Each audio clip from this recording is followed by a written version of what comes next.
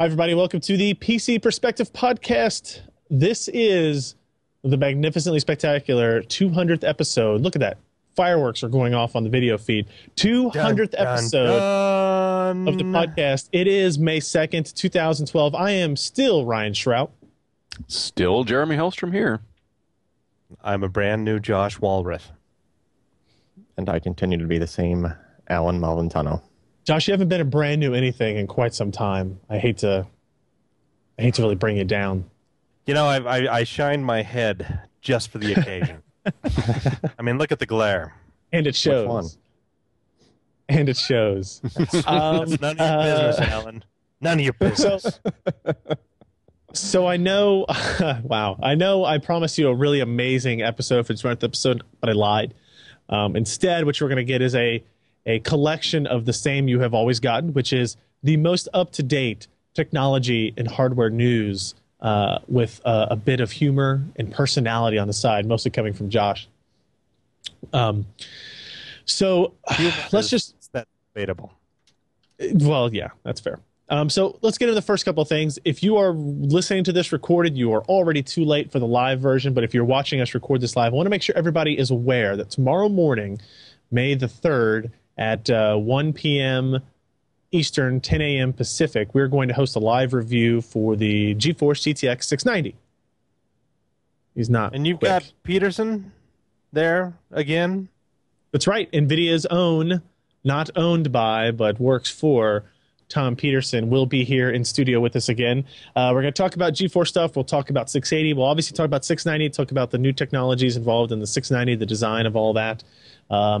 It's going to be live at pcper.com/live. If you have questions, we are giving away one or two of the NVIDIA crowbars to whoever comes up with interesting questions for us. We're going to be demoing it. We're going to have Ken on hand, so I won't have to use an iPad to switch cameras and all that kind of stuff, so it should be a benefit there. And it's going to be really cool. I think we're expecting a lot of traffic from this. We're expecting a lot of cool stuff to happen. So, yeah, we're really looking forward to it. I'm trying to convince the guys at Twit to put it on their channel since nothing's on but reruns during that time period, but we'll see. We'll see. If they don't, come to pcper.com/live. We will have it for you there. So yes, if you missed our 681, that was actually really cool. It was really fun. Unfortunately, we didn't record the first 10 minutes of it, but the other hour and 50 minutes of it are on YouTube, so you can check that out. But it was a lot of fun. Tom's a lot of fun, really good guy. And not only is he a good guy and fun, but he also knows what he's talking about, which is also important, I think. Really gets the message. Was that the one where you can hear Tim hushing his dog in the background? That is the very same show. Hopefully this time. So the only reason we got a recording to work last time was because Tim actually recorded it through Fraps, the stream on his computer, which is and he had an open mic, and he was yelling at his dog. And apparently he had an open mic, and the dog was barking, and he was yelling at the dog, and all that shows up in our recording. So that was the very first event we'd ever run like that. We're much improved now. We've moved on. Yeah, I heard the file size of that recording was quite it was like 25 manageable. Gigs. It was like 700 gigs. It was a lot of gigs. All? It was raw. It was like raw video to his hard drive. It was because that's what Fraps records is pretty much raw video, right? So it was. We went through several days of transcoding before he could even send it to me. Yeah, it's not good. Now we're recording both locally and on a server that we are using to host our live streams and stuff. So we have backups as well as local recordings, and we have a much better system in place. And I think we did a much better job when JJ was here. We did those live events as well with the ASUS Z77 stuff. So yeah, make sure you check out. You're here tomorrow, pcper.com/live, 10 a.m. Pacific, 1 p.m. Eastern. Now, we don't really have anything super amazing fun time to talk about for it being our 200th episode, but it was one of the things we were talking about. Ken and I were talking about at dinner. It's like, I wonder, well, let's go back and look. Let's take a brief history of the hardware world, not since we've been around, not since PC Perspective has been around, but just since the podcast has been around. And we have some links here in our show notes that I looked at episode 1, 10, 50, 75, 100, and 150, and 46, just because that was the last episode that I have show notes for in Google Docs, ironically enough. So the first episode I think, Jeremy, you're definitely the only person that was on this with me, was recorded May 3rd, 2007. And the big story of that episode, which we said during the pre-show, we didn't mention here, used to be once a month, right? People used to only have to hear from us once a month. And then we moved it up to twice every other week. We moved it up to every week. And thank God we haven't gone to daily or anything yet. But we'll see, maybe soon. So the big story that week was the GeForce 8800 Ultra. The best just got better. And if you click through these links and you look through the video on the video version of this, you see the links to this card. This is a very iconic graphics card. The 8800 Ultra had this cooler where the fan kind of jutted out the top of it, and it was definitely an interesting card. 1200 megahertz. Does that have 1.5 gigs of memory, or is it still 768? No, 768. 768 megs of memory, two 6-pin power connectors. I'm trying to see. This is Did you ever get one of those cards to review, or did I? Yeah. This is my review of it. Yeah. Did you sell that off already? No, I'm sure it's sitting in my closet at home. Oh, much to my wife's chagrin. This is close to it. This is almost clocked about this high as the Ultra, but yeah, it doesn't have the little fan that sticking out the sticks side, there. up the top. 681 million transistors. I said this GPU is absolutely huge. I'm trying to remember, was that a 90 nanometer part? Probably. I don't see it listed here, but I believe it was 90. Let's take a look. Half-Life 2 Episode 1 was used as a benchmark. Let me see what the results here said for this 8800 Ultra. High settings, of course, 1600 by 1200. It was able to pull 83 frames per second. No, I'm sorry, 150 frames per second. So even back then, Half-Life was kind of easy to play. Yeah. Oh, the innocent days before Crisis. 8800 Ultra. So then I went to Episode 10. What was interesting in Episode 10? Turns out not a whole lot. But we did find one thing that we discussed. It was actually a story from the Tech Report where AMD takes wraps off a 3.2 gigahertz Athlon 64 X2 processor. This is the Black Edition. What was this? 2 megs L2 cache, 3 gigahertz? No, 3.2 gigahertz. 3.2. So, that was still the older 90 nanometer. I think it was 90. Yeah, 90 nanometer version of that. What's really funny is that at our Casper office at the place that I work at during the day, I just reformatted a machine, and it had one of those stinking 3.2 gigahertz processors from CyberPower. And it's like, wow, I never even got my hands on one of these things. AMD just didn't want to send them out for review because. Yeah. Oh, how things have changed for them recently. Really? Yeah. Amazing. Everything that is old is new again. Episode 46, I picked out of the blue. Oh, I'm sorry. Episode 10, by the way, was in August of 2007. So we actually went from May to August for 10 episodes. So it must have been every other week, not every month for that. Now we jump all the way up to episode 46, and this is in April of 2009. And apparently this was the end this is the NVIDIA Ion platform review. So this is the first Ion release, February 3rd, 2009. And the subtitle is Death and Life of the Netbook. And this is more ironic because of Matt's recent death of low-power Atom processors and that kind of stuff editorial that he wrote. But this was what we thought was going to save the Atom processor. Was going to be technologies like this, right? Remember NVIDIA Ion? We were going to build home theater PCs out of this. This was going to be the netbook PC to have, because now you don't have to depend on that crappy x86 processor. Now you've got this integrated graphics on the chipset to do that. Let's see. I did gaming on the Ion. Let me look at this page on this. This has got to be amazing. Call of Duty 4, 1024 by 768, low settings, 25 frames per second. Ooh. 25 frames per second. That's right. Left 4 Dead, 1024 by 768, medium settings, 19 frames per second. And that is with the Atom 2-core processor. 11 frames per second with the Atom 1-core processor. So we're obviously talking about some high-powered stuff there. And what's unfortunate is that if you look at the Atom infrastructure that exists today, it's not that much different. It's not that much better. And Hey, you know, can the Ivy Bridge integrated like beat that? Just out of curiosity, oh yeah, oh Yeah. like Oh. by a lot. Ivy Bridge destroys it. Oh yeah. Ivy Bridge totally destroys that. I mean, let's see, episode 50, March 26, 2009. This is, we talked about the reintroduction of the Bigfoot networking card, which I know Jeremy will be really excited about. And then when I found out that it was the reintroduction, I wanted to find out when the original was. Did you know the original Bigfoot Network's Killer Nick came out in December of 2006? December Terrifying. of 2006, the very first card, the one with the big K heatsink on it, that they gave that away was a as big deal necklaces. because at that time you could kind of run a little Linux install on that and kind of have a programmable, standalone kind of networking computer inside your computer, and there was a lot of excitement for it about its flexibility, but that obviously never took off. No, it never didn't went pan- anywhere. It's weird. It didn't pan out great, but now they are still making. What did they sold to Qualcomm, I believe, and now they're making wireless controllers that are used on some motherboards and that kind of stuff too. So then we jumped all the way from episode 50 to 75. Episode 75 was in September of 2009, and we saw the launch of the Radeon HD 5870 graphics card. September of 2009. This was the first DirectX 11 GPU. Actually, yes. First And 40 we first nanometer saw GPU. that being tested out at QuakeCon.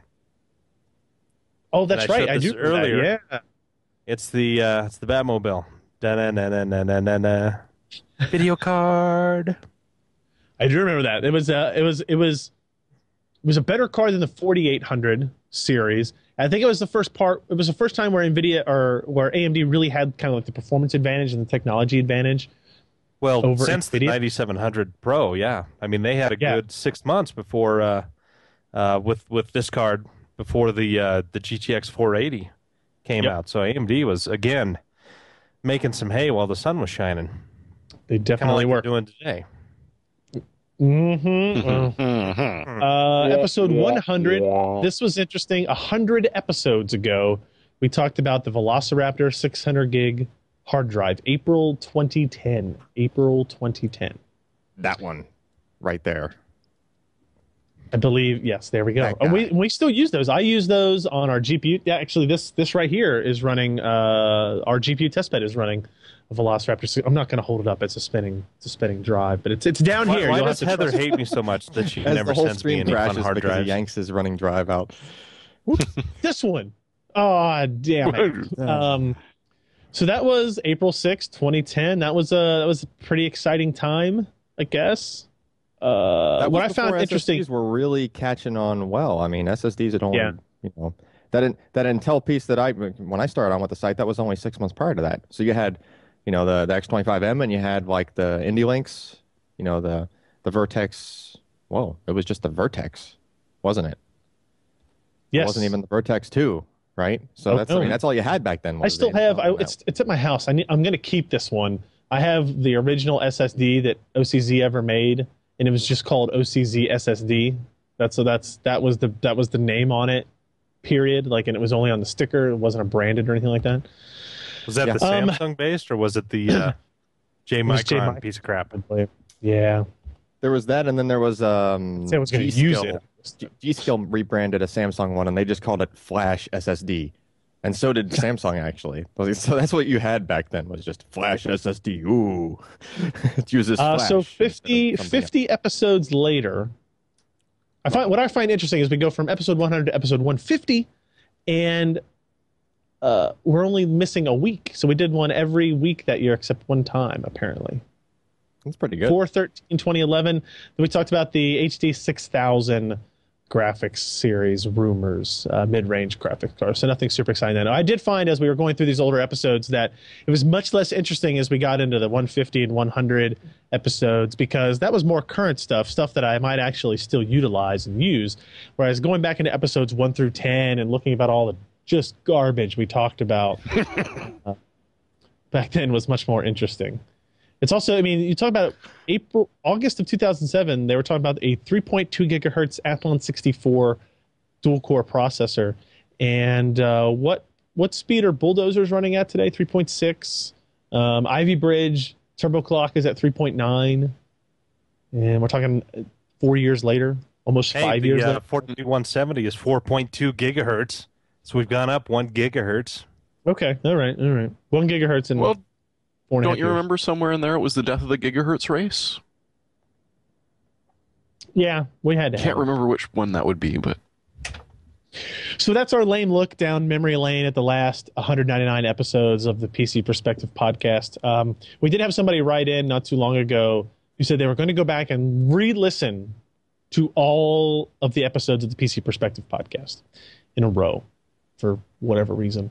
If you actually did that, you poor soul, send me an email. I want to know if you found anything funny or ironic, or just how bad was the audio quality back then versus our presentation now is just perfect, right? I mean, So polished. no hiccups, no ums or uhs anymore. We're totally polished. Yeah, right. Let's see what's next. And then okay, on the 200th episode, we have this guy. right. That Good. It is. So guy. so we've gone from the first SSDs, which were probably, when was that? Was that 2009? We probably were seeing those. Yeah, your X25M piece was mid 2009, I think. Okay, so somewhere between episode 50 and 75. That's how all of my life metrics are going to be based off of now. All the way back, it was somewhere around episode 65 or 66. Can't remember which. Back in my 65. Third son was born. So yes, now episode 200, SSD 910, PCI Express based solid state goodness. Won't focus. 800 gigabytes? Yes, this is an Intel SSD 910 series, PCI Express, very thick, beefy 3 PCB, somehow crammed into a half height. The good news is, Alan, we finally have a use for that type of technology. True, but there's some catches to this guy. This is not all. It's Sunshine and light. Lollipop? Okay. It's not all posies and popsicles. I really want to like this thing, but there's catches. Well, tell me the catches. Don't like the catches. Get those out of the way Okay. first. Looking at the back of this board, it's awfully busy. The reason it's awfully busy is because they have 4 SSD controllers behind an LSI non-RAID host bus adapter. So basically, this is the same as if you took an LSI, one of the higher-end LSI SAS, enterprise class SAS controllers, just host controller, not RAID controller. And you wired that up on the same board as 4 SSD controllers, which Intel is using Hitachi SAS SSD controllers for these. Intel does not have their own SAS controller product, so they're using that. So they're using an enterprise grade controller, which I'm sure that they had a say or some little manipulation, a tweaking of that firmware for that guy for this product. But the thing is, at the end of the day, it is nothing more than an LSI controller, 4 SAS SSDs, all crammed onto one board. Right? I thought that Intel had their own SAS controller. What was the one that like Eureka really juiced up? And this is about 3 years ago. Whatever that was, it's definitely not SAS 6 gigabit. So. Oh, okay. So I mean, these are fast. They do 500 meg per second per controller. So nothing to sneeze at. The problem is that since it's a non-RAID layout, it presents itself to the system as 4 individual 200 gigabyte SCSI logical ones. So you plug it in and you get 4 200 gig drives show up in your device manager. Weird. So, yeah. So it's okay. It gives you some flexibility if you have this in a server and you're doing some kind of database, whatever, and you want to use 200 gig for this, and then you would have to software RAID them together. So if you want to take a pair of them, you can pair them together and make a 400 gig, or pair all 4 of them together and make 800 gig. Problem is, and I thought and speculated that you might be able to boot from one of the LUNs if it shows up as 4 of them, but Intel took the liberty of removing the boot ROM from the LSI firmware. So you couldn't boot from this if you wanted to, even from 1/4 of it. Way to go, Intel. So that really annoys me too, because if these things are like $3,000 a pop. So if I'm going to build a rack or like a server rack and fill all of the PCI Express slots with these guys and get 4 individual ones per card, and now I have 16 or 24 of these 200 really fast 200 gigabyte solid state drives connected directly to the PCI Express bus of the system, I should be able to take one and boot from it. Right? I should have. So you're saying that they're following Fusion IO's business plan to the letter? Sort of. I mean, there is an argument that, look, this is an enterprise thing. If you're spending this much on one of these, you could blow the $200 on a decent 6 gigabit serial ATA SSD and use that as your boot. Sure. And I mean, it's not like they made that argument to me, and that's just an argument I know. That's counterpoint to that. But still, it's like, come on, guys, it's just a boot ROM. Well, I guess when you go Windows 8 with storage spaces, at least you can make it look like one drive, but I'm betting it won't fix the booting problem at all. And with Windows 8 and their resilient REFS, which is actually even one step above NTFS, which you can use on a storage space, you can basically use Windows 8 storage spaces, span these, those 4 ones or more of them, across. You can even add redundancy or redundancy, failure tolerance, that sort of stuff can all come into play there. But with the current Windows stuff, it's just not that great. Software RAID is like, right? It's it's okay, but it's software RAID. So I don't know. The direct competitor to this guy would be something like an OCZ R4, right? Which they produce in an 800 gig model, but it shows up as one device. And it's bootable, and it's you don't have to worry about RAID. And it seems like why, if it was not for those devices already existing as competitors to Fusion IO's thing, why would you come out with something like this? You're sort of already undercut on some of. Well, this is their first kind of step into this kind of product, isn't it? Yeah, and I mean, I think there's a reason that they went with the HBA LSI chip versus the RAID, because there are LSI chips, controller chips that are actually really decent that will do RAID, SAS RAID, and then it would have presented itself as one device.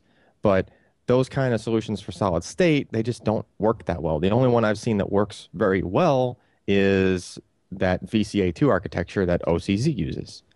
So Intel decided not to go that route. I don't know what the reason is. But if they had gone LSI specifically to try to do a RAID thing, I don't think the performance would have been anywhere near as good. So in that respect, I'm sort of happy that they left them split up into individual units. And the individual units do perform very well. And as a whole, as long as whatever your software solution is that's going to RAID them together, as long as that is optimized and works well on solid state, they'll scale pretty well too. And the LSI chip itself is definitely not a bottleneck. Like I saw, and actually we'll put this on the second page of our preview, it scales like perfectly. Every time you add another device, when we do, we're using IO meter to test, IOs per second. We connected it to just one of the devices of the 4, and it gave like 50,000 IOPS, and then we add another one, gave 100,000, added all the way up to 200,000. So it was a neat multiplier, perfectly followed it all the way up. So the host bus adapter chip is definitely not the bottleneck, which is good to see. And I just really wish that they could have just tied it all together into one neat thing in the end, But it does go pretty dang fast. It'll do close to 2 gigabytes per second on the reads. It'll do 1 gigabyte per second on the writes unless you go into the control panel, there's like a command prompt based control, like a configuration tool that Intel ships with this guy, and you can if you're willing to let the card draw more power than the PCI Express spec is supposed to allow, then your writes can go up to 1.5 gigs instead of 1 gig per second. So the PCI Express spec is 25 watts. Right. If you bump this to get that extra 0.5 gig per second, you will draw 38 watts instead I of thought it was 25. 75 watts. Not just the pins. For a full Not just- 16 long. Oh, Well, this is okay. It's 8. No, Okay. this is a physical 16 long. No, No, that's That 8. is- that's 8. That's 8. Oh yeah, you're right. This Crap. is this is 16. Yeah, Show that him one. 16, Josh. That's a it's only- 16. See, that Well, the was- full Yeah. 16. There for you. Alan's is this long. Mine is smaller than Josh's. I will concede that. I apologize. Oh, man. So yeah, so 25 So watts. that might explain but some of it. It'll draw 38. We weren't even using an enterprise class board to test this on, and it pulls. It draws 38 just fine with no issues. Now you do have to have cooling pointed at this thing. You can't just go plugging this into your desktop system and just like with very little circulation, and because it will cook Really? while you're doing writes to it. Oh yeah, it'll heat up. Well, I mean, it's this really dense brick of chips and everything, and that Yeah, I mean, and this still thing 25 drawing- watts is nothing to shake a stick at. Yeah, I mean, Yeah. you draw 25 watts Yeah. with this thing, no airflow, it will cook. I mean, there's no heat sinks on this. There's a heat sink way in the middle on the actual LSI chip, but it's Okay. sort of buried.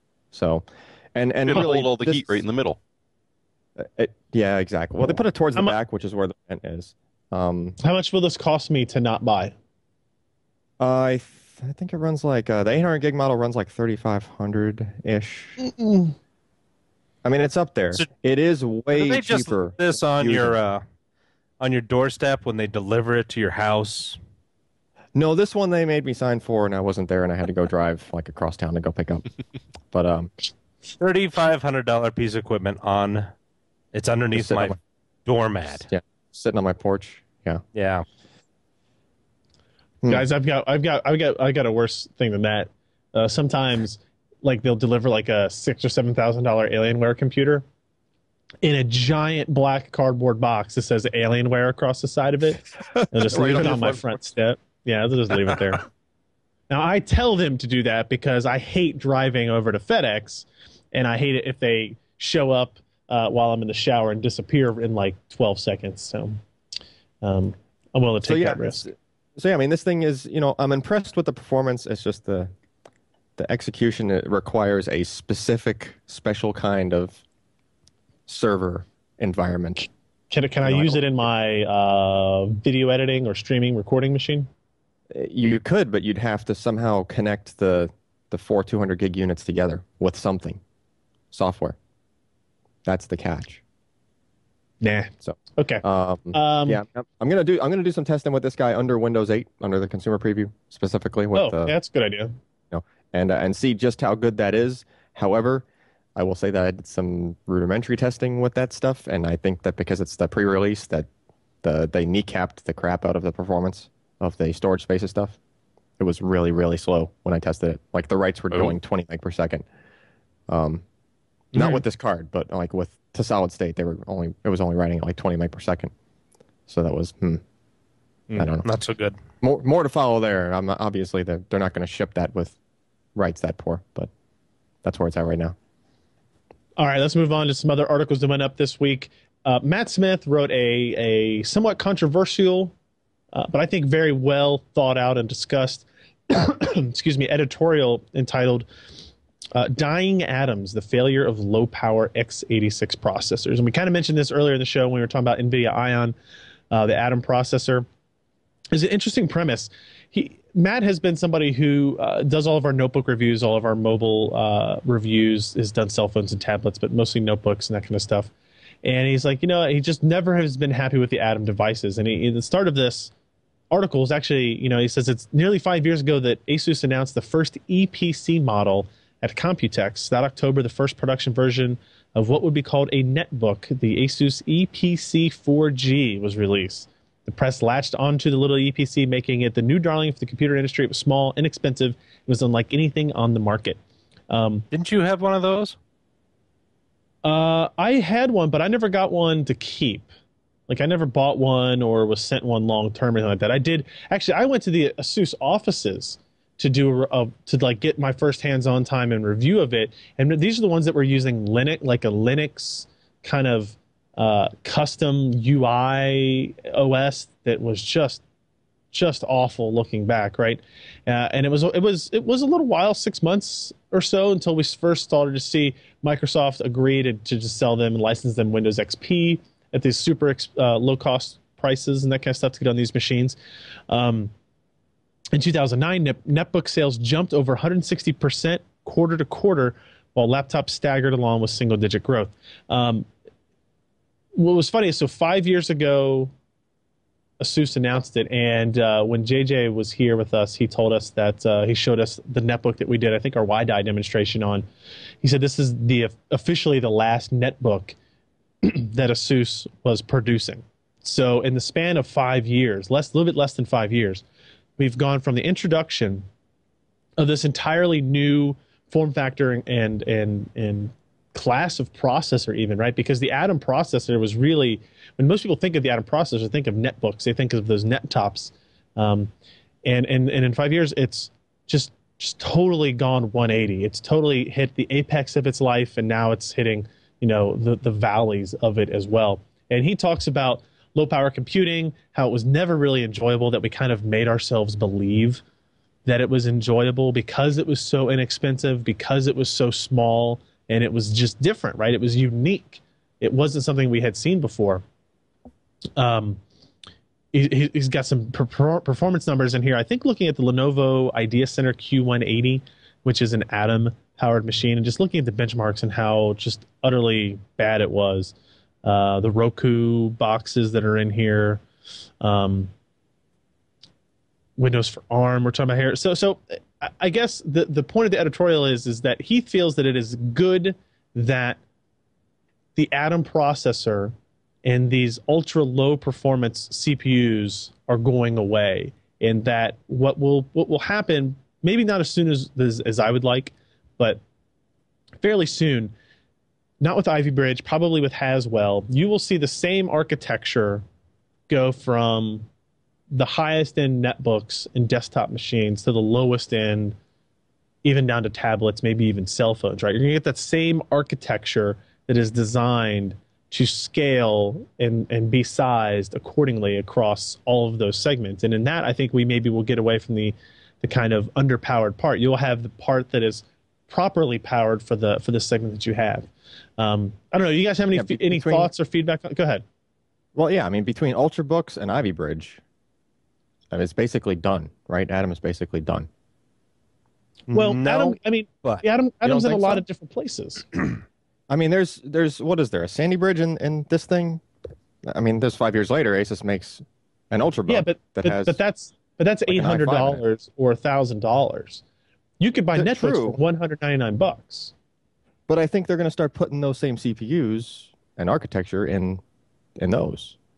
In that, if they're going to, anybody making that form factor, continuing forward, right? Someone's going to make some sort of netbook form factor thing. Josh, what were you going to say? Right? Is it totally going to go away? I think the biggest problem that we saw with. Oh, do you want to continue?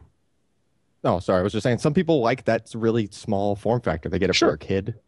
Yeah. It happens. I think that in a lot of ways, we had two big problems here. One, AMD did not address this space until we got Brazos last year, and so they're kind of late to the party. Two, and probably the biggest, is that Intel really ignored this area, and they ignored low-powered computing altogether. And we've had this explosion with tablets and cell phones, and very, very, graphically intense, and essentially the modern smartphone that we're seeing now. If you look at the roadmap for what Intel did, I mean, they could have cornered the market on low-powered x86, but if you look at their roadmap for the next couple of years from that original Atom, it was so stinking conservative. They didn't do any kind of innovation in there. No. It was the same, we've got a single Atom chip, well, we're going to double it, and we've got this, 6-year-old graphics portion chipset that we're going to, stack with it. And sure, it's all low power, but it sucks ass. Pardon? Yeah. my French, but I mean, it was just awful. And so instead of really innovating, doing a step-by-step, doing their TikTok with Atom, I mean, they could have really grown the marketplace and put it in a positive direction.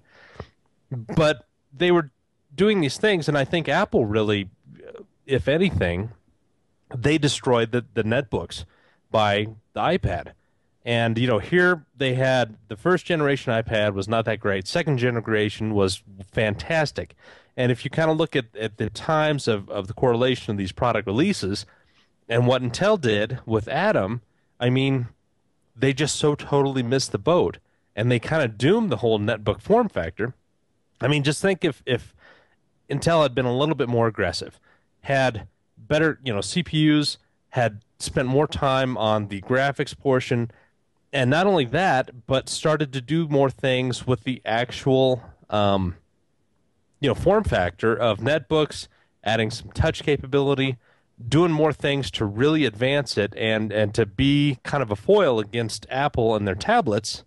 And I think that Intel has certainly learned a lesson because we see what they're doing with their current Ivy Bridge, how those things are going down to the 17-watt TDPs. They've got good graphics performance, excellent CPU performance, and they're really pushing the Ultrabooks. And if you look at what they're doing inside the Ultrabooks, you know, with touch enabled, trying to get, you know, these smaller form factors, you know, better cooling. I mean, they're spending millions and millions of dollars. So obviously somebody looked back there and said, wow, we really, you know, we were a monkey, you know, humping a football on that one. So let's not make that same mistake twice. And we're seeing them really push now the Atom into the tablet space and the mobile space with Medfield. And they're doing a lot better job. But boy, you know, they so totally missed the boat on netbooks. And AMD came into the party late. And even though Brazos has been a good success for the company, it certainly hasn't moved the needle in terms of where, you know, they're pushing netbooks. Now, you know, most of the Brazos parts that we see now are all in 14-inch and 15.6-inch products that are under $500, $400. So, I mean, that's where those are sitting, and I think they've done a good job in that. But, you know, Matt has some pretty good points that, you know, Intel, they brought out this product, the sky was the limit, and they just were way too complacent with design and where they pushed it. Well, it's too bad, and you know, I don't think that they even saw the boat, let alone decided to not jump on it. I don't even think they saw it, and I think they're kicking themselves right now because what might keep this processor family alive is stringing together 100 of them in a low power server, and you're starting to see Intel pick up a bunch of interconnect technology because they're staring at ARM, going, "Wait, these guys are going to start stealing our customers in the server room." Yet to be seen if it's actually going to be successful when they do that or not. But, I mean, if they'd innovated, you could be looking at ridiculously powered computers with 50 Atom processors strung together. Don't know that the netbook is going to survive, though. So definitely go check out that editorial if it's something it's something we're probably all interested in. It's really interesting to read. The other article that went up this week, Lee posted a review of the Silverstone Nightjar ST50NF. It's a 500-watt fanless power supply. My favorite part about it, though, is the first picture in the article, the advertisement from Silverstone that has a cute sleeping puppy right there on it. Cute puppy. 500 watts, meaning it is fanless, but to operate at its complete, its highest wattage, it does have to have forced air in the case. So, yeah, if we switch over there's the cute puppy. Sleeping because it's a fanless power supply. It was a good power supply. It didn't get any spectacular ratings, but if you are on the lookout for a fanless power supply, something that is completely silent, this is that, if nothing else. It does require forced airflow to operate at its max output, but if you're only operating at 300 watts, you won't need any of that. So take advantage of that. Check out that review if you have not already. Now, let's get into a handful of news items, the first of which, we had Asus out here talking about Z77 motherboards a week or two ago. They did announce the P8 Z77V Premium, which was the board we had sitting right here that we couldn't discuss or show or mention the name of for whatever reasons. This board supports 4-way SLI and Crossfire. It has an onboard mini SATA or micro SATA. I don't remember which one it is. And apparently it will even include a 32 gig mSATA SSD. So it's a pretty impressive motherboard. This is using PCI Express 3.0 based PLX bridge chips. It does have the other features: USB 3.0 boost, speed boost, BIOS flashback, dual Intel gigabit NICs, dual band Wi-Fi with Bluetooth 4.0, 9 SATA ports, and 6 4-pin PWM fan headers that can be used with that Fan Expert 2 software. So that's actually pretty nice. A partridge in a pear tree. Yeah. And there's actually, I guess I'm looking through this news piece because I don't want to say what I'm not allowed to say. Thunderbolt. Yeah, the tests aren't back yet. It might have tuberculosis. What happened? Yeah. Thunderbolt? They said all of their motherboards were going to have Thunderbolt support, but I think they cleverly missed out on a couple of pictures on purpose. So we'll just... I think we've heard from enough random sources that it's safe to say on the podcast that there's probably going to be Thunderbolt soon and stuff. Yeah. Yep, hopefully. So. Jeremy, tell me about the custom gaming PC being auctioned off for charity. Is that auction over, or can people still participate? No, you've got... Well, if Burke State was right, you'd be out of luck, but it is actually only the 2nd still, so you've got until the 5th to bid on it. And it's actually not been moving very much. It's still at the $2,850 mark, which is what it's been sitting at.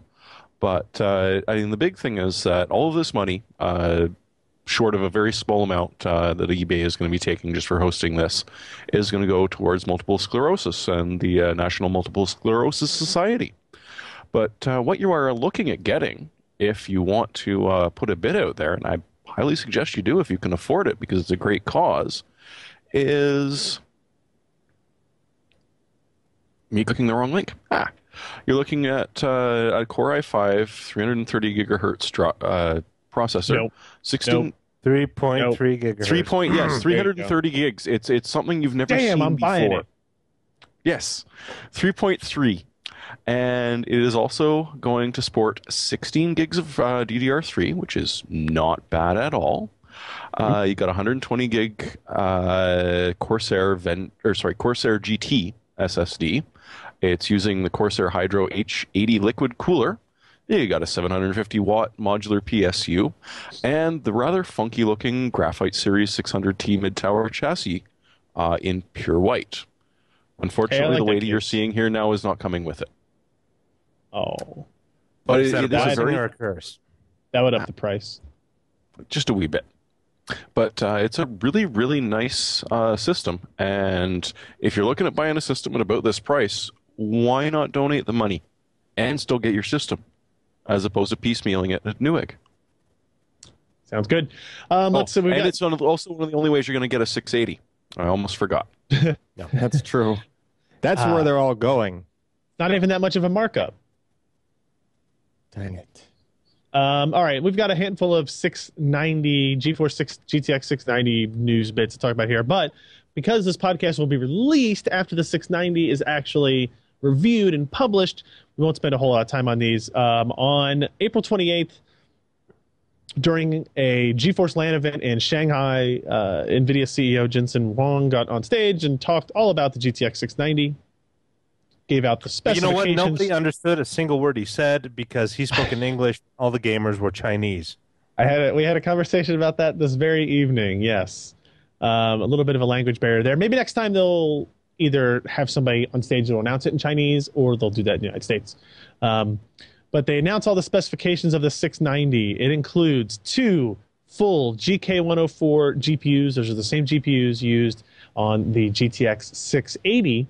That is 1,536 stream processors or CUDA cores per GPU for 3,072 total. Each card will still have 2 gigs of memory. That memory will still operate at 6 gigabits per second. It has here's where the differences in the GPU.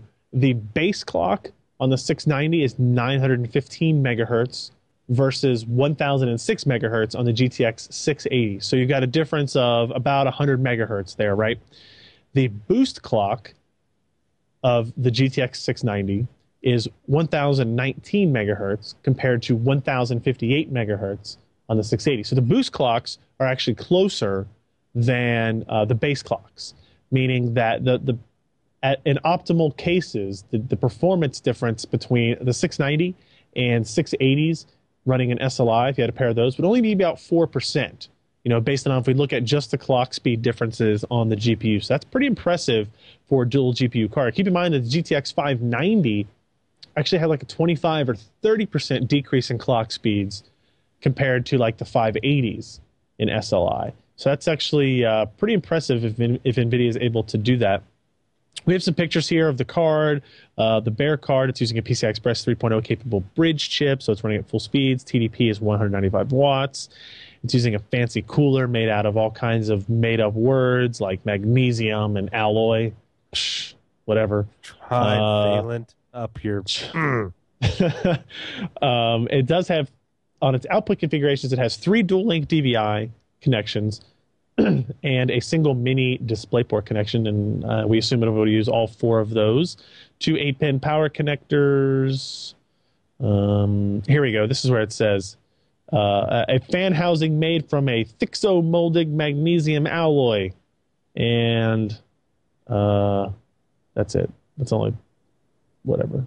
Trivalent chromium-plated aluminum. Ugh. It's got and a metals see-through on window. it. Metals and not plastic. That's right. Yes. It's not See-through it's not plastic. polycarbonate. It's not plastic. It's polycarb. It's polycarbonate. Polycarbonate windows, as somebody pointed out in the comments of this story, so that you can see the dust slowly build up on your heat sinks. Because they didn't take MSI's, reverse fan thing. Yeah, you know what? I wonder. That's pretty dumb. They should have done that. There's a cool. You got to go back to this. Okay. But when Jensen, I was watching the live stream. Yeah. And Jensen brings the card out and he says, "Okay, the person who's loudest gets the first 690," and he stops, and there was just silence. Like I think you got the wrong crowd there, buddy. It was the best moment. If there's a culture that I know of as being raucous and just loud, it's the Chinese. Yeah. True. Damn. Yeah, that's unfortunate placement and timing for them on their part. So that is the GTX 690 reviews will be up by the time you're listening to this, if you are listening to this on Thursday or after Thursday. Here's something else that was interesting that he talked about during that talk that I was not aware of he was going to talk about during that talk, which kind of upset me. They announced GeForce Experience cloud service for quality presets. Now, this I think is actually pretty cool. Right, so the idea is simple, but in practice it's very difficult. The idea is NVIDIA has a lot of knowledge about the games that come out, the hardware, their graphics cards, and the what settings are optimal to produce the best gaming experience with their graphics cards. So the idea is you have a tool that runs, maybe it's included in the driver, maybe it's a separate application, called the GeForce Experience. It searches your hard drive for the games that you have installed, and then it looks at the hardware on your system, processor, memory, storage, graphics card, and it says these are the gaming configurations, the game settings for Battlefield 3 that we recommend. These are the game settings for Deus Ex that we recommend. These are the game settings for Metro 2033 that we recommend based on your hardware. Would you like to apply those? And you just hit one button, and it will automatically apply those settings to the game. So the next time you start it, all those settings are already enabled. And you can, edit from there if you want. You can revert back to the original settings. It saves all that kind of stuff. It's actually a really, really cool idea. And the reason it's a cloud-based service is that it searches for all your games, and then it will go up into their servers, obviously, download that appropriate information based on your hardware and what games you have installed. And then that configuration can be updated as needed, right? It will update you and say, hey, there's a new GeForce Experience profile available for this game in your hardware because you updated your driver, or because you upgraded your memory, or you upgraded your processor, or something like that. It's a really, really great idea. And the goal is to create a kind of ease of use, ease of entry into PC gaming like it is for consoles. When you put a game into a 360 and hook it up to your TV, it's just all on, right? And they're able to optimize perfectly for the hardware. For the PC, it's much more difficult. And while enthusiasts like us love to do that and love the capability to be able to tinker with that, even I would love the ability to say, okay, NVIDIA, here's I've got a 680, I've got a Sandy Bridge E with 16 gigs of memory. What do you think the best settings are? And let it set everything. But then you still have the capability to go in and change things in the game if you want. And then maybe you'll be able to save that. I don't really know how all the software works. But the idea is great. Execution of it would be, I mean, just think of all the combinations of hardware. If they want to do this correctly, if they want to do this right, think of all the combinations of hardware. Different processors, different clock speeds, different generations, AMD, Intel, Sandy Bridge, Ivy Bridge, Sandy Bridge E, Linfield, and then every graphics card, and then every setting that every game offers you. Imagine the permutations of the amount of testing that has to be done here. Well, the make or break is if this is the resurrection of Clippy. Hi, I see you're trying to play a game. Would I like to adjust your settings for you? Yes. If it fails at that, then bad things are going to happen. But this is something that's been in development for quite a long time there. I feel like they've got a pretty good hold on it. I'll be very curious. That said, they announced that they're going to start beta testing it in June. So we'll all be able to get our hands on it and kind of see how it works. That could be pretty interesting. And we did have somebody in the comments say, is this going to work only with NVIDIA cards? And yes. Yes. Yes. If you're running AMD, it will pop up a message suggesting the closest place to go to buy a new NVIDIA card. Now, Jeremy, you're probably the most anti-console person we have. Does this service sound like something that is kind of like disgusting to you, or something that actually sounds useful and that even you and gamers like yourself might use? Well, for myself, if the options screen is too hard, go buy a console because you don't need to play PC games. But on the other hand, it is really nice because there are some times where you just want to sit down, play a game, and instead of, okay, I'm going to tweak this setting, run Fraps, okay, I got this. I'm going to tweak this, I'm going to do this. Right. It gives you a nice baseline to start from. It's 90% of people with your hardware profile are running these settings. Would you like us to change them to it? Yeah, all right, give it a shot. Yeah, well, I think we could drop down the shadowing and bring up the anti-aliasing. Right. It gives you a nice baseline to start from, as opposed to hoping that someone puts out a tweak guide or else doing all the hard work yourself. I agree. So if it works, it's going to be nice. If it takes some of the people that I've seen that still try and play 800 by 600 on a wide screen, not looking at you, Dad, for that sort of thing, it's actually probably going to be a good blessing. So as long as they pull it off well, I think it could work pretty well. And as long as they can, shoot a couple of bucks at Valve's way to get some idea of what the vast majority of people who game actually have in their systems, it could certainly increase the effectivity of this. On the other hand, if they go their own way and are sort of, okay, well, all the people are blowing $1,500 plus on a system, and that's where our database is going to start, those guys don't care. I would say, think of this as Valve games typically have tried to do auto configuration based on your hardware, and that kind of works, but they tend to err way on the safe side by lowering down things that maybe you wouldn't. And also, very quickly, those auto configurations are outdated with new hardware and new drivers. Even drivers will screw that up, right? And if you try to play Left 4 Dead 2 today and you go auto configure and you've got a 680, it's going to turn the settings to medium instead of very high or whatever it is, right? And so I have faith in NVIDIA that they will keep up to date more with that, especially, they're talking about their own hardware, they're talking about their own experience. So, and it's, they're calling it the GeForce experience. So it's pretty damning if it doesn't work, right? Well, my GeForce experience sucked, right? You don't want people to say that. So I think it's pretty interesting. We'll see more very shortly, I guess, here as we come out in June. So, last little bit of 690 news. They shipped it to us in a wooden crate. Ken, do I have that wooden crate near me? Hang on just a second. Remember, they shipped us a crowbar, or actually a flat bar. I want to tick off the nerds. Or Jeremy. Jeremy. And then they sent I was using a flat bar this weekend. So this is what they sent the 680 in.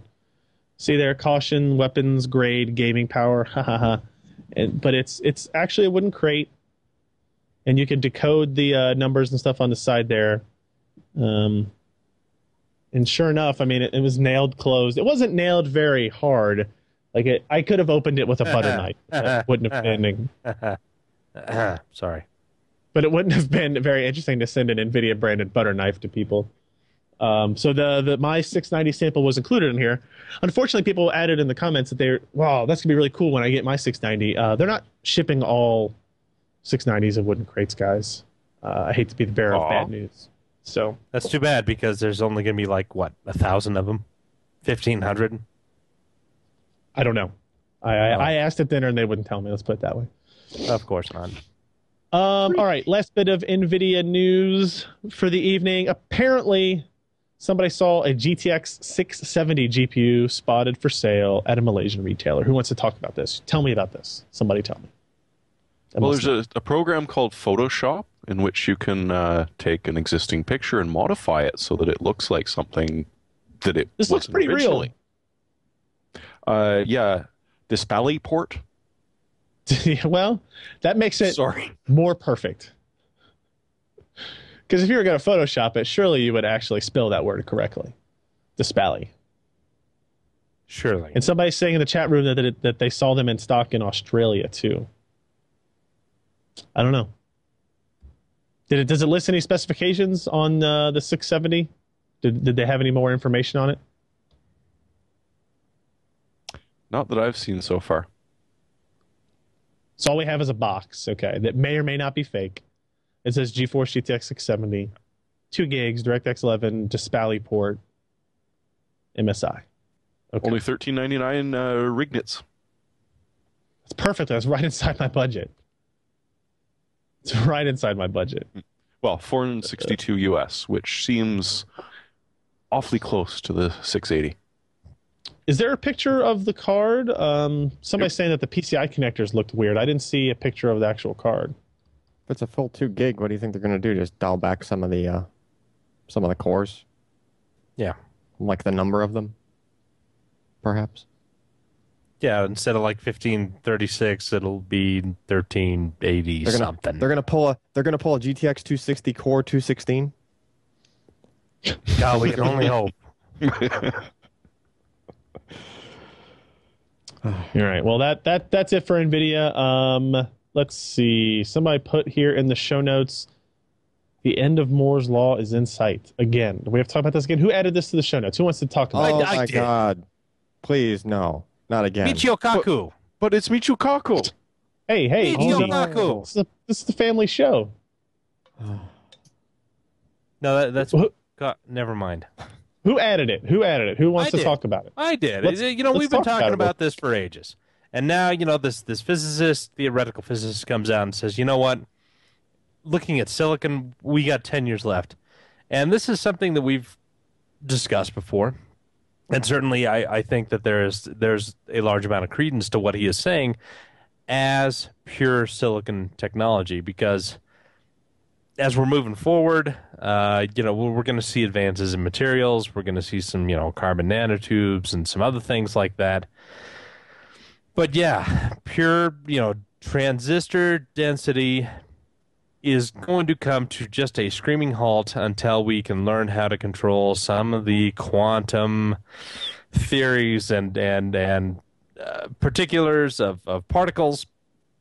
And, what I just said doesn't really make a lot of sense, but when we're talking about electrons and we're looking at quantum theory and, Heisenberg's uncertainty theory and Schlesinger's cat, I can't remember, Schrodinger's cat. Schlesinger. Who the hell knows what that Schlesinger's cat. There's the title for the podcast. Schlesinger's cat.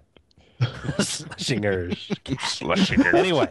Nobody knows what the hell these electrons are going through these very, very, very small structures, and we're going to hit that point about 5 nanometers, I think, that they are expecting. So, it's kind of nowhere near thing Planck's length.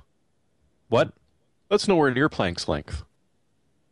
Essentially, that's the point where you'd be able to build something that's actually going to follow macro laws. So you could actually build a transistor down to that size if you could figure out how to do it.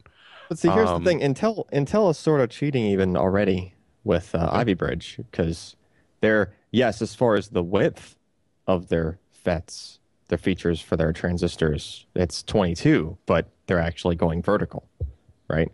So, because they're doing the 3D FETs. So they're being like the Shaun White of, transistor technology. Well, so I mean, you could probably, if you do that well enough, you could probably theoretically shrink to even, well, if you're just looking top down, you could probably go less than 5 nanometers. But it's going to be thicker than 5 when you consider, if you look at it from the side, right? Yeah, well, it doesn't matter. Well, it's the size of your structure is just, it doesn't matter how high you go. You're still going to be so skinny. Who in the hell knows? Doesn't matter how long it is. Quantum tunneling starts, it's the girth throwing its negative, nasty head into your sphere and buckyballs and carbon fibers and nanotube. Yeah. It's the girth of the nanotube, not the length, right, Josh? I'm gonna have my trivalent buckyball slapping against your chin here soon. Oh, I wish that were the last story of the night. God. Trinity slides leak. Josh, you want to, I know we got working up on a post on this. You want to briefly go over what the Chinese website EXP Review is saying about the Trinity slides, about the Trinity processor? A lot of the information here is stuff that we've talked about, we've kind of discussed amongst ourselves. They're improving the efficiencies of the product. They're lowering the TDPs. They're redesigning it so it's handling leakage a whole lot better. Like they're saying things like the L2 cache is going to be more efficient. Well, what they're doing is they're lowering a lot of the latencies in there that originally were kind of a problem for the original Bulldozer. They're increasing the size of the L1 cache TLBs, doing better in prefetch. I mean, they're just a lot of small improvements that, while this is not going to be faster than Ivy Bridge by any stretch, it's going to be better than what we have currently with Bulldozer.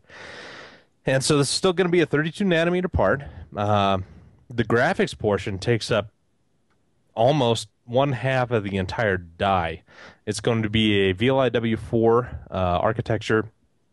So it's primarily of the HD 6000 series, but they also apparently have added in some of the HD 7000 series stuff, and where we see that is more in the UVD portion with the also the AMD video encoder accelerator, or whatever the heck they call it. So yeah, it's going to be, for an integrated graphics processor, it's going to be a powerhouse. It's going to be much, much faster than what Intel has with Ivy Bridge. And, they're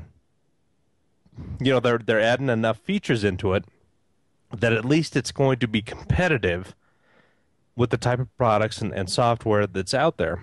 As we're moving forward, CPUs really are, I would almost say that we are at a point of pervasive, good enough CPU performance. I mean, would you agree? I thought you were going to say something really technical and like just mind-boggling, and then you said pervasive, good enough. I know what you mean. I know. I can't think of a better way to. I mean, sure, I could get out the thesaurus and have some very long words in there, but in the sense, it's the same. I mean, we have products that are just good enough for 90% of the things that we do. The only times we ever see any kind of just outliers is with like video encoding and gaming. And, people are doing heavy duty Photoshop and editing. And again, more video. Can we talk about video some more? Sure. Let's talk about video. Takes up a lot of CPU stuff. Even for the video encoding, the stuff like Sandy Bridge and Ivy Bridge is doing pretty good too. Yeah. Just in general, right? So, yeah. Yeah, I mean, so, it's, how good do you need a CPU anymore? We've got 4 threads with this Trinity part.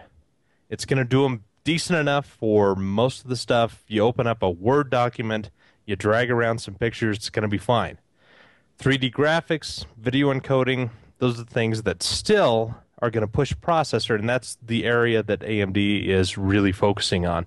And that's really the only area that AMD can compete with, especially with Intel and their 22 nanometer products. So it's going to be interesting to see later on this month.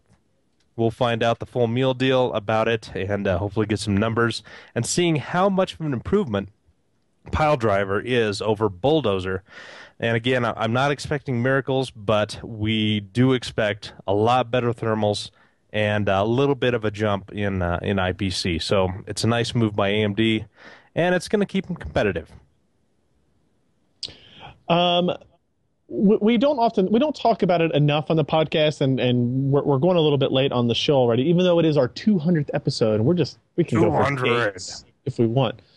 I feel like we want to at least mention briefly here all of the work that Jeremy does keeping up our PC Perspective hardware leaderboard, which can be found at the easy-to-remember URL pcper.com/leaderboard or pcper.com/HWLB. Jeremy, why don't you give me a current status of that? We don't have to go to every part or anything like that, but what are the most recent changes, and what changes are you maybe expecting pending, availability of products? Well, EVGA announced that dual LGA 2011 SRX-X, almost a year ago now.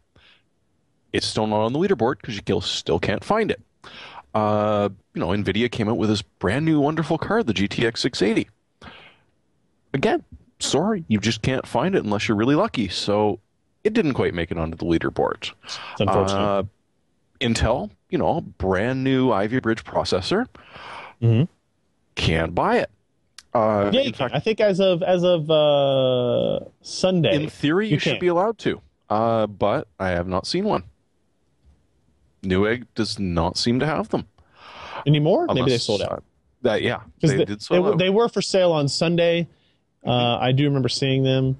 Let's see, processors. There is nope, sold out. Damn. Yeah, 3770K. I did actually put the Asus P8Z77-V Deluxe on it because honestly, if you are going to pick up a new system, it's not the enthusiast version of the new chipset, but on the other hand, if you can get your hands on a Cougar, go for it. But the Cougar Point is not a bad system, and it really adds a lot of nice features to the high-end system. Maybe not the extreme system, because frankly, you're not going to find anything better than that i7-3960X. But on the other hand, if you're not looking quite at that level, picking up a new Sandy Bridge like the 2700K, hey, it's going to work on the brand new chipset, so why not pick up the newer motherboard unless you've got a really big reason not to, because you're, I'm going to be overclocking and trying to win one of the overclocking awards, in which case, maybe not your best choice. But then again, you're not going to be going with Ivy Bridge either, because it gets a little warm when you overclock it.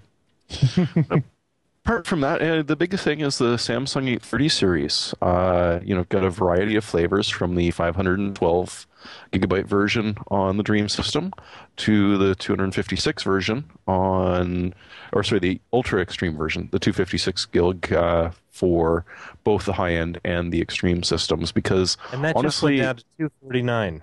I know it's dirt cheap for what it is. It's just incredibly brilliant. And if it's actually that, then it's cheaper than the last time I looked at it. Yeah, $310. Speaking of Ivy Bridge getting hot when you overclock it, you guys read there was like forum post. This guy took the integrated heat spreader off.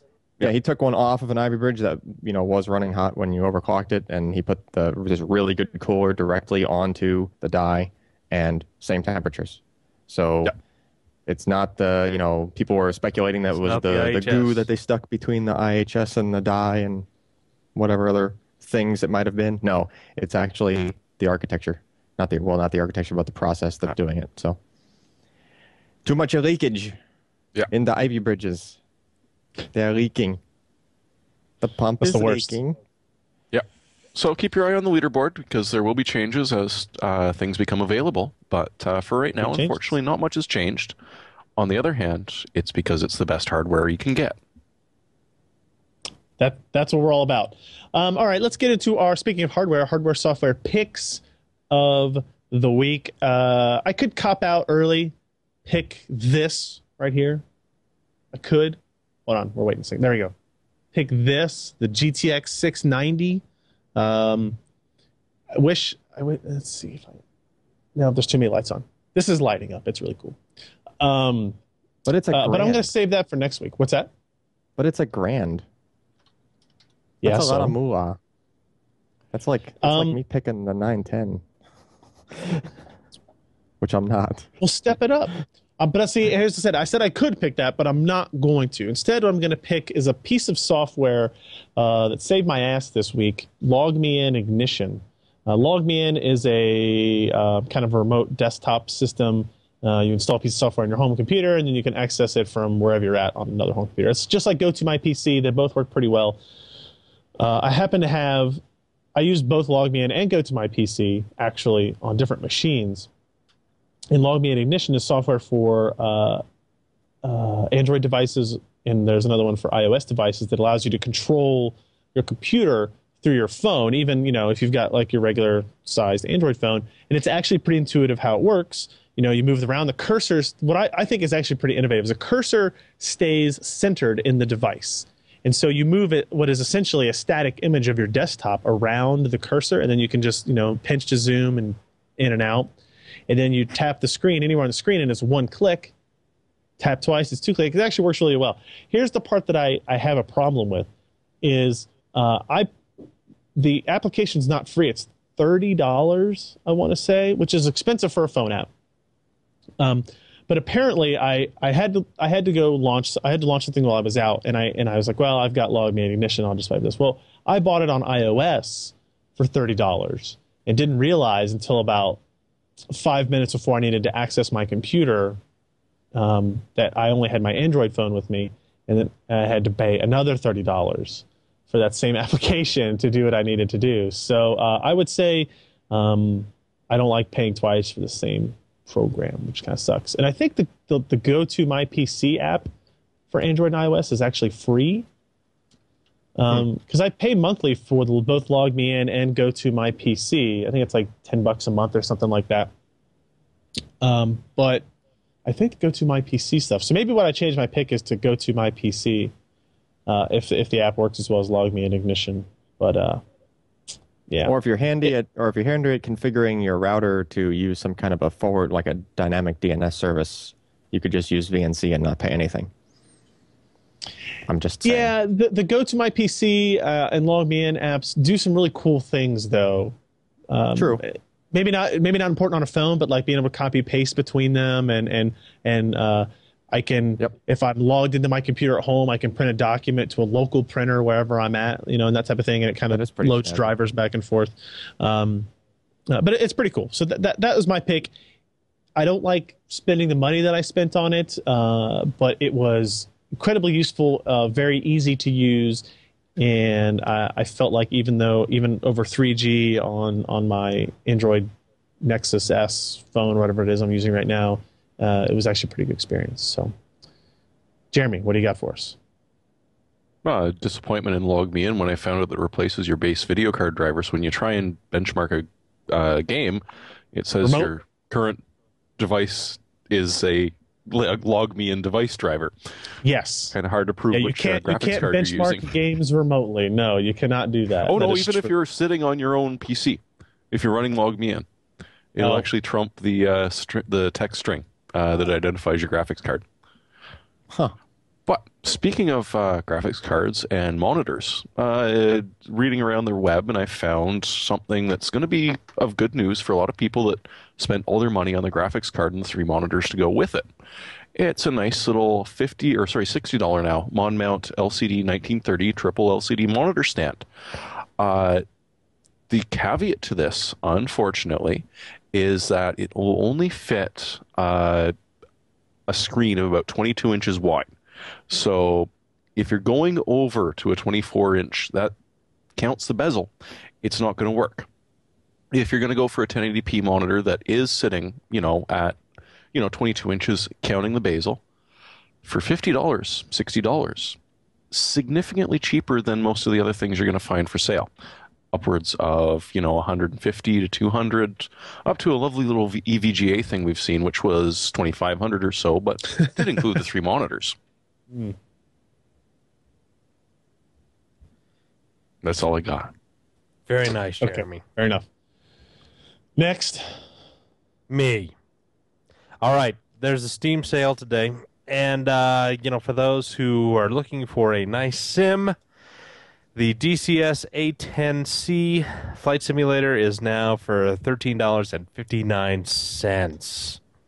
Apparently, this monstrosity is quite CPU intensive, so if you would like to test out how fast your CPU really is, you buy this damn thing and you fly around. They luckily do have 2 modes. One, gaming mode for those who just want to kind of get into it and blow things up, and then the hardcore. And the hardcore means you climb into the cockpit and you go through the setup and what is it? They got a virtual checklist? Pre-flight and everything? Virtual checklist. You have to start the APU first, get that going, then start one engine. Make sure you have that going at the correct RPM, and then move over to the next engine. You have to do all the taxiing. Make sure you don't run into your wingman when you take off. This thing's pretty hardcore, and if you see any screenshots of the cockpit, it's amazingly detailed. It's a neat thing for you sim heads out there, and for only $13.59, it's quite the bargain. You will need a $300 but only joystick for about to play another it, 15 hours. What's that, Jeremy? You will need a $300 joystick to be able to play it, though. Yeah, pretty much. Looks pretty good. Alan. All right. Alan. All right, so Burke, you can mute that thing. StarTech.com, again, comes out with another thing that looks kind of cool and catches my eye. So I'm a fan of those little, the 5.25-inch bay units that can hold 4 or 6 2.5-inch hard drives or solid-state drives in them. So those are cool, but all the ones I've looked at so far have had a bunch of serial ATA ports out the back that you then have to have a bunch of cabling coming off and whatnot to hook up to your motherboard or your RAID card or whatever you're going to hook them up to. So StarTech.com has a new model that's more tailored towards enterprise-type devices. So if you have a 2U style chassis this is for rack mount kind of things, where you have that CD-ROM bay in the front, and you're probably not going to put a CD-ROM drive in them anymore because, I don't know, it's almost like print is dead and DVDs are dead. But same kind of deal. You stick this in that bay, and the difference here is that this unit has a SFF 8087 SAS interface. It's the mini SAS interface, so it has it's basically 4 channels of serial ATA or SAS over one cable connector, and that's actually what a lot of the new RAID cards are moving to for their internal connectors, especially the higher end RAID cards. So this thing just takes that native connector straight in, and then it splits it out to 4 once it gets into the device itself. So it has a little mini backplane inside the device. And this is the higher end style one, so it has the fan in it.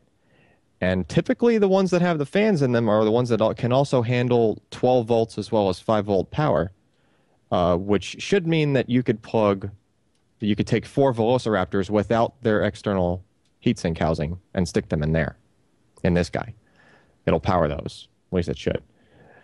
I'm gonna keep looking and see if and when they come out with a unit that usually they've released 2 different units. One has the fan with the extra voltage and whatnot for like SAS type hard drives, like 10K RPM or 15K RPM hard drives.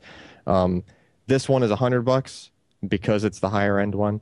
I suspect they will come out with a lower end one that drops the fan, that doesn't give you all the same voltages, but you can use it with just solid state drives, like a lower power kind of setup. But for now, we got that one, and if you're in the market for that sort of thing, there it is. There is now one available. Looks like a pretty good setup. The quality of those things is pretty good in general. I've had one in my system for years now, counting. Not this one with the mini SAS, but like serial ATA connectors. It's pretty good. It's pretty handy to have, especially since if you want to do any kind of drive swap anything with your system, you don't even have to open the case. You just hot swap right out the front. It's pretty easy. Nice. All right. That is going to wrap up our 200th episode. 200 down. Here's to the next 200, guys. Am I right? Am I right? Cheers.